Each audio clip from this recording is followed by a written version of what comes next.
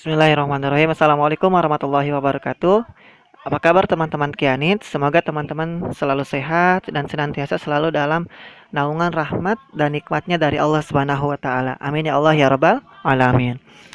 Baik teman-teman, sebagai pamungkas gitu ya dari materi kita di pekan ini yaitu tentang toharoh, Pak Yudi akan merangkumnya sedikit. Jadi dalil utama atau mengapa sih toharoh itu penting? Allah Subhanahu wa taala sudah berfirman ya teman-teman kepada kita di Quran surat Al-Maidah ayat 6 di mana Allah sudah menerangkan, sudah menjelaskan dari tata cara berwudu sampai dengan bertayamum gitu ya, yang artinya wahai orang-orang yang beriman kata Allah, apabila kamu hendak melaksanakan sholat maka basuhlah wajahmu dan tanganmu sampai ke siku dan sapulah kepalamu dan basuh kedua kakimu sampai ke kedua kaki matamu.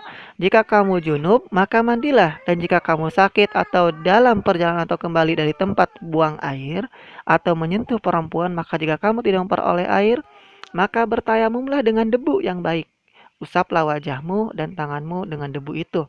Allah tidak ingin menyulitkan kamu, tetapi Dia hendak membersihkan kamu dan menyempurnakan nikmatnya bagimu agar kamu bersyukur. Bagaimana Allah Subhanahu wa taala sudah luar biasa ya menerangkan kepada kita bahwasanya toharoh itu sangat penting. Pak Yudi kemarin menjelaskan bahwa toharoh itu salah satu yang termasuk dengan toharoh adalah wudhu dan bertayamum.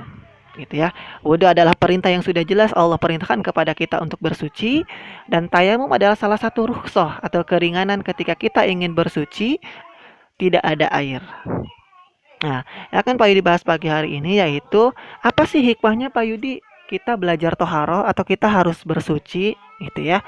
Jadi teman-teman ada beberapa hikmah yang perlu teman-teman ketahui. Yang pertama adalah menyempurnakan nikmat agar kita bersyukur. Kenapa menyempurnakan nikmat agar kita bersyukur?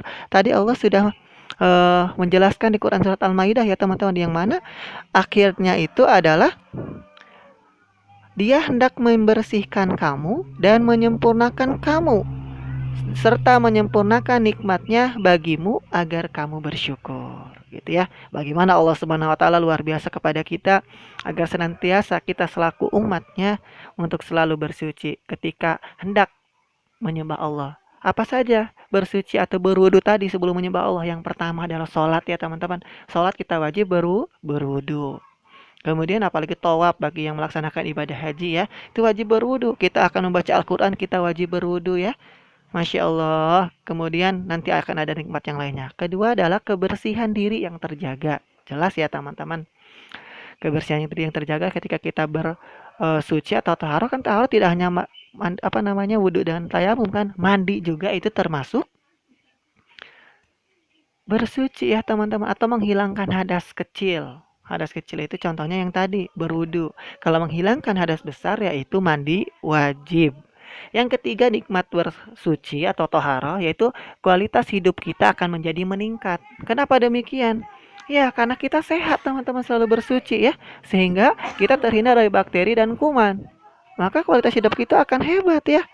Sehingga dengan bersuci, insya Allah kualitas hidup kita, kualitas kesehatan kita akan meningkat. Kemudian yang keempat adalah kemuliaan bagi umat Islam. Kenapa demikian? Karena dibandingkan dengan umat yang lain, cuman agama ini yang sangat-sangat luar biasa dijaga kebersihannya. Yang harus kita ketika melaksanakan ibadah harus suci. Ketika kita berinteraksi dengan lawan jenis, misalkan kita memegang atau salah megang, kita wajib berwudu sehingga kita akan terhindar dari yang namanya kehinaan dari orang lain.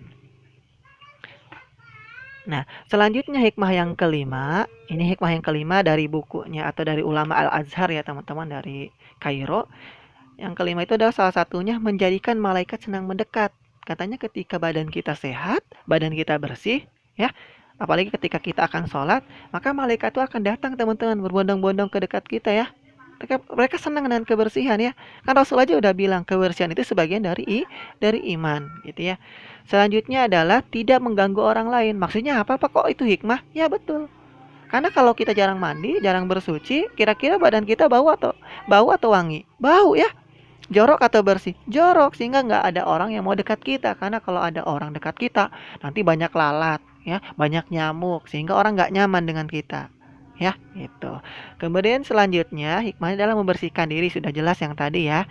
Membersihkan diri itu adalah kewajiban karena dengan membersihkan diri eh, sebenarnya itu untuk kebaikan kita yang paling khususnya. Umumnya adalah untuk orang lain yang tadi. Yang ketiga adalah selanjutnya adalah menghilangkan kemalasan. Kenapa? Karena asal teman-teman tahu kenapa ketika kita bangun pagi harus mandi. Karena kalau kita nggak mandi rasanya kita kurang semangat ya, sehingga kita males. Tapi kalau udah mandi insya Allah semangat karena tubuh kita fit lagi ya, bugar, segar gitu. Ya kecuali emang kalau kita malas-malas banget ya. Kecuali mungkin teman-teman berada di Jepang ya teman-teman. Kalau di Jepang memang tidak ada budaya mandi pagi ya. Dulu sih dosen Pak Yudi bilangnya begitu. Membersihkan diri dari maksiat. Kenapa demikian? Tanpa kita sadari teman-teman Allah sudah menyuruh kita bersuci, itu untuk kita juga kebersihan kita, kemudian untuk kesehatan kita juga ya yang namanya bersuci. Ternyata teman-teman ketika kita berwudu, air yang menetes dari air wudhu tadi yang sudah kita basuh ke anggota wudhu kita, secara tidak langsung Allah sudah menggugurkan dosa-dosa kita, baik dosa yang sudah kita lakukan dengan sengaja maupun dosa yang tidak kita lakukan dengan sengaja. Masya Allah ya, ini double bonus, double bonus.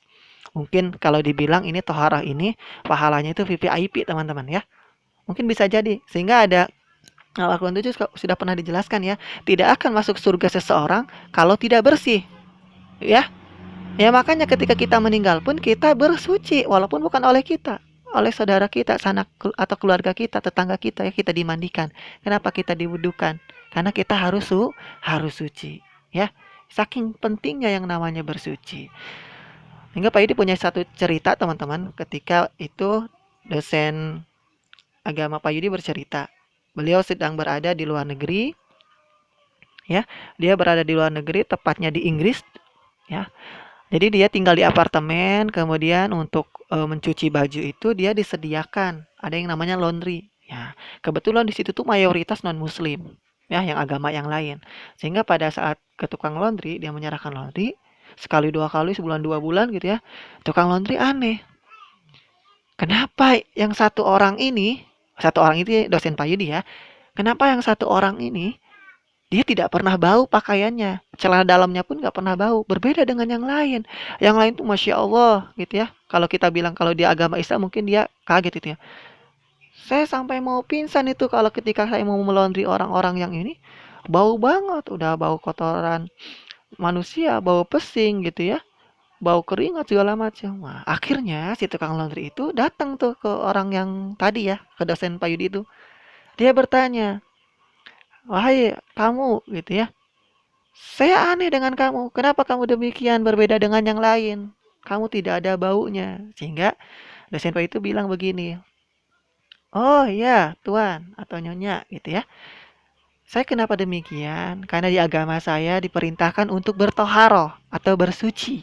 Ya, ketika hendak pipis, ketika mungkin sudah tertetes air seni kita, air pipis kita ganti celana dalam kita biar nggak kotor. Ketika kita BAB dicebok dengan air, bukan dengan tisu ya, itu budaya barat banget. Kemudian ketika kita sedang kena najis, maka mandi, kita bersihkan, kita wudhu. Wallahu a'lam bishawab ya teman-teman. Luar biasa atas karunia Allah. Tukang laundry itu teman-teman, secara langsung dia ingin bersyahadat kepada Allah Subhanahu wa taala. Dia ingin berikrar, dia ingin mengikat dirinya untuk menjadi orang muslim. Tuh kan teman-teman, itu hikmah juga ketika kita bersuci. Ternyata berbeda dengan agama yang lain. Makanya tadi disebutkan ya oleh Pak Yudi bahwasanya itu sebagai kemuliaan umat Islam. Ya, karena kita berbeda dengan umat yang lain. Jadi teman-teman silahkan berbahagia menjadi umat Islam dan kemudian jangan lupa untuk senantiasa selalu menjaga wudhu ya.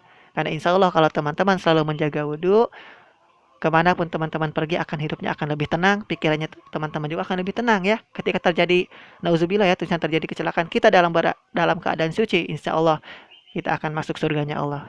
Amin ya Allah ya Rabbal Alamin. Mungkin hanya itu ya teman-teman yang bisa Pak Yudi ceritakan kepada teman-teman. Mudah-mudahan teman-teman senantiasa menjadi orang-orang yang selalu menjaga kebersihan, baik kebersihan diri kalian, kebersihan keluarga kalian, maupun kebersihan rumah yang kalian tinggali. Dan pun jangan lupa kebersihan kelas ketika hendak kita sebelum melakukan pembelajaran. Terima kasih. Assalamualaikum warahmatullahi wabarakatuh.